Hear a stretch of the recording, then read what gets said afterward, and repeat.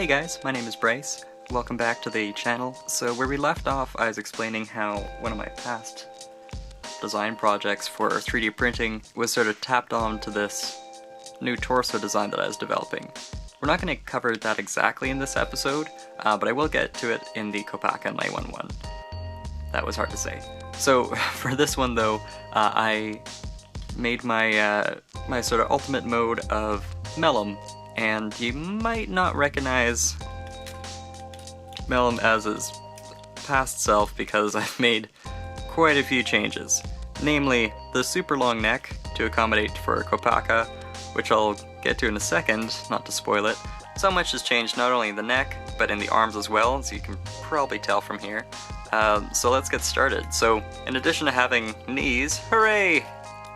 A lot more posability that way. The arms I really wanted to focus on, because with the action feature of him, there, aside from a sort of double-handed punch forward, I was having a hard time figuring out how can I kind of make the best out of this action feature, because I didn't really want to deviate from that part of what LEGO designed. So what I ended up doing was I added giant ice ball, snowball kind of launchers. I actually incorporated both a flick fire and kind of like a booster for that, because flick firing with your fingernails eventually gets a little bit tiresome, and also by having arms in this kind of position, it'd be tricky to sort of maneuver around, so I added these extensions. But you'll see why in a second why it actually gives it more kick than just flick firing from here. So originally, you would go with this. Immediately, downward angle. So that wasn't gonna fly with me, because there's so much weight to this. However, by adding these boosters, what I managed to achieve was something much more satisfactory. So you just have to pinch here instead.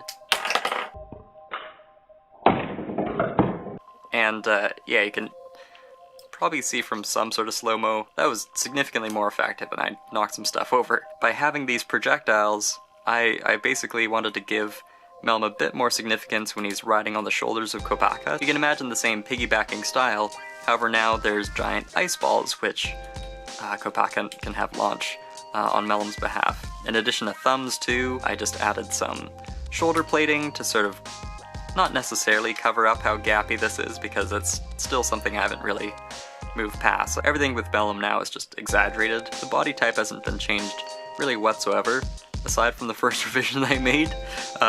For example, the arms are longer than the torso, so it's kind of like an ice monkey kind of thing with giant blasters, but I'll show you just how much fun this is. From Melum's point of view, you can go from a sort of position of rest to attack mode right away, and you can begin firing both the blasters.